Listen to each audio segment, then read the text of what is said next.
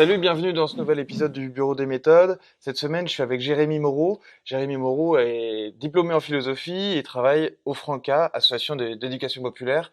Salut Jérémy. Salut Marc. Alors du coup, toi, tu es chargé de mission Graines de philo. Qu'est-ce que Graines de philo? Alors Graines de philo, du coup, c'est un projet en fait de philosophie pour enfants.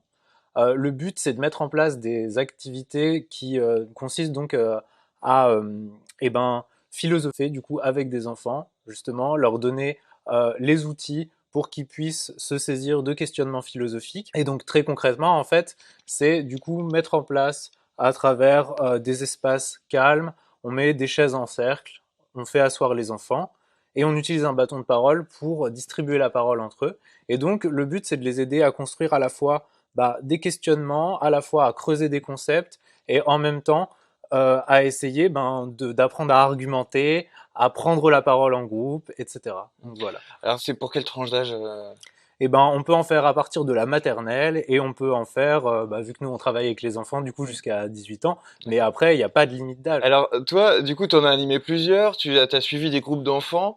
Qu'est-ce que tu as pu repérer sur les effets que ça pouvait avoir ce type d'atelier philosophique? Hier, je discutais avec une lycéenne en fait qui me Ouais. disait que elle, en plus de ce que ça peut apporter dans l'atelier, Ouais. dans sa vie de tous les jours, ça lui avait permis en fait d'être plus à l'aise dans le fait de prendre la parole dans les groupes avec ses camarades, etc. D'accord. et d'aller vers les autres. Donc ça, c'était assez intéressant. Donc Meilleure voilà, confiance en elle. voilà, plus Mm. de confiance en elle, Mm. c'est ça, tout à fait. Et une meilleure estime d'elle-même. Elle me disait qu'elle était moins timide, etc. Donc ça, c'est des effets que ça peut avoir. Et sinon, les effets aussi que ça a de manière générale, c'est que après les personnes construisent en fait des compétences intellectuelles. Donc prennent moins le monde peut-être comme un donné et comme quelque chose qui vient et qu'on accepte passivement, mais deviennent capables aussi de remettre des choses en question, de se poser des questions sur eux-mêmes, elles-mêmes, etc. Et Mm. donc bien sûr oui, mieux prendre la parole en groupe, être plus assuré dans ce qu'on dit, dans la manière de le dire aussi, etc. Mm. Donc, voilà. Structurer sa pensée, structurer son esprit d'analyse, c'est aussi un des avantages de la philosophie. Alors la philosophie, les animateurs animatrices qui nous regardent peuvent se dire, oh là là, la philosophie, c'était euh, un an en terminale, je suis pas compétent pour animer. Est-ce qu'il faut connaître Nietzsche pour animer des ateliers de philosophie? Ben non, pas du tout, parce que du coup, Graines de Philo, c'est aussi un projet d'éducation populaire, justement, dans le sens où c'est un projet qui doit rendre les pratiques philosophiques accessibles à n'importe qui. C'est-à-dire que justement, il n'y a pas besoin d'avoir une culture littéraire, une culture artistique, une culture scientifique particulière au préalable.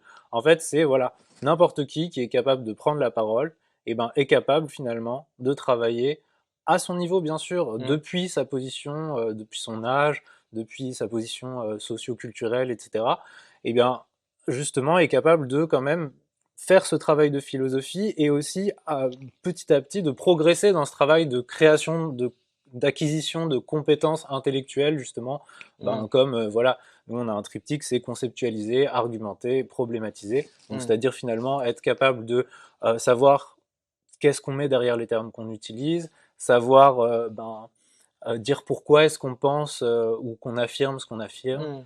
et aussi du coup être capable de se poser des questions sur le monde, sur soi-même, etc. Mm. Et donc ça, finalement, on peut le faire depuis n'importe quelle position. On n'a pas du tout besoin justement d'avoir une culture particulière avant.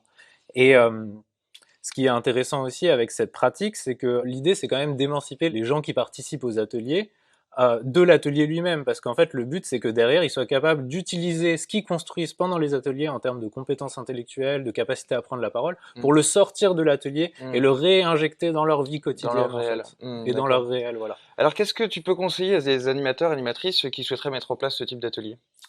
Alors, moi, je leur conseillerais de pas trop attendre dans les premiers temps du groupe d'enfants qu'ils vont avoir, parce qu'en fait, c'est une pratique qui nécessite justement pour aussi porter des fruits intéressants que justement les personnes soient capables de réinjecter ça dans leur vie quotidienne, etc. D'avoir une manière aussi de conceptualiser, argumenter, problématiser qui soit fine, de Hmm, aussi prendre la parole avec de l'aisance, hmm, etc.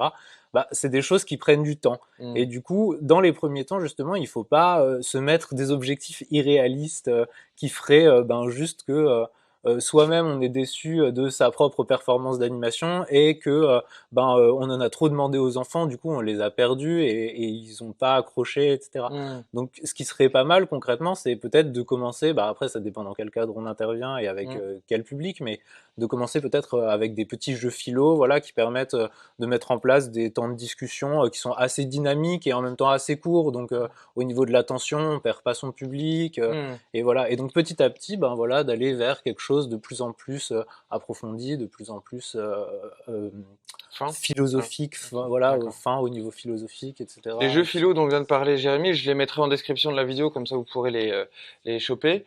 Et si j'ai bien compris, ces ateliers philo, c'est pas en one shot, quoi. Il en Ouais. faut plusieurs, c'est des cycles. C'est ça. En tout cas, effectivement, si on veut vraiment, voilà, avoir cette démarche forte d'éducation populaire où la philo devient accessible et on est capable de sortir aussi tout ce qu'il y a comme potentiel philosophique dans notre vécu quotidien, dans notre expérience quotidienne, Hmm. etc.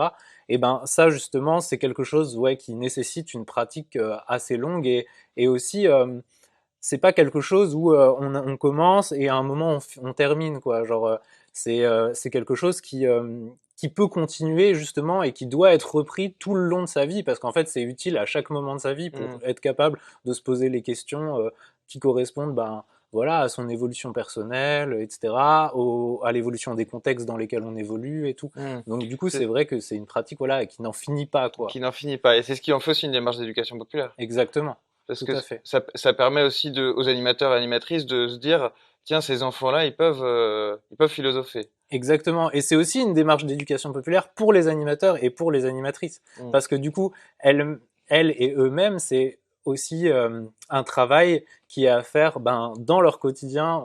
Et c'est aussi comme ça que les ateliers vont bien marcher. C'est si elles-mêmes et eux-mêmes se posent des questions, travaillent leur quotidien, leur vécu de manière philosophique, etc.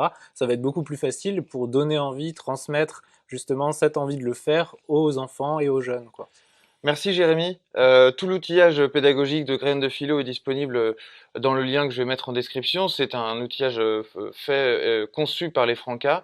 On vous remercie les Francas. On te remercie toi Merci. Jérémy. Merci beaucoup, Marc, du coup. Au revoir, à bientôt, salut. Au revoir.